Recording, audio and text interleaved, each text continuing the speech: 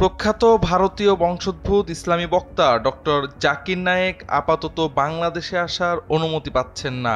স্বরাষ্ট্র মন্ত্রণালয়ের একটি সূত্র জানিয়েছে, মঙ্গলবার ৪ নভেম্বর সচিবালয়ে স্বরাষ্ট্র উপদেষ্টার সভাপতিত্বে অনুষ্ঠিত আইন শৃঙ্খলা সংক্রান্ত কোর কমিটির বৈঠকে এ সিদ্ধান্ত গৃহীত হয়।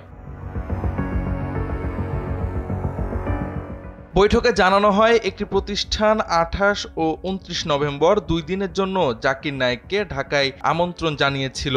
এছাড়া তার দেশের বাইরেও কয়েকটি স্থানে যাওয়ার পরিকল্পনা ছিল। তবে বৈঠকে অংশ নেওয়া সংশ্লিষ্ট কর্মকর্তারা জানান, তার আগমনকে কেন্দ্র করে ব্যাপক জনসমাগম হওয়ার সম্ভাবনা রয়েছে। এ অবস্থায় আইন শৃঙ্খলা পরিস্থিতি নিয়ন্ত্রণে বিপুল সংখ্যক নিরাপত্তা সদস্য মোতায়েন করতে হবে, যা বর্তমান সময়ে সম্ভব নয়। কারণ দেশের প্রশাসন এখন আসন্ন জাতীয় নির্বাচনকে কেন্দ্র করে প্রস্তুতিমূলক কাজে ব্যস্ত।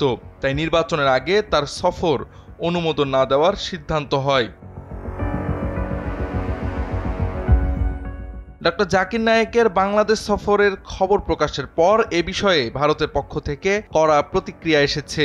দেশটির পররাষ্ট্র মন্ত্রণালয় জানিয়েছে, মালয়েশিয়া থেকে তিনি যদি বাংলাদেশে আসেন তবে তাকে ভারতের হাতে তুলে দেওয়ার আশা করছে তারা। এমত অবস্থায় ভারতের উদ্বেগের কারণে প্রখ্যাত এই স্কলারের বাংলাদেশ সফর বাতিল করল সরকার, এমন ধারণাও করা হচ্ছে।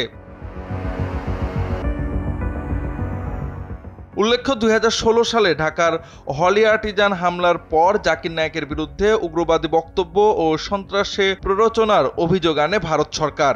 সে সময় থেকে তিনি ভারত ছেড়ে মালয়েশিয়ায় আশ্রয় নেন এবং সেখানে স্থায়ী বসবাসের অনুমতিও পান।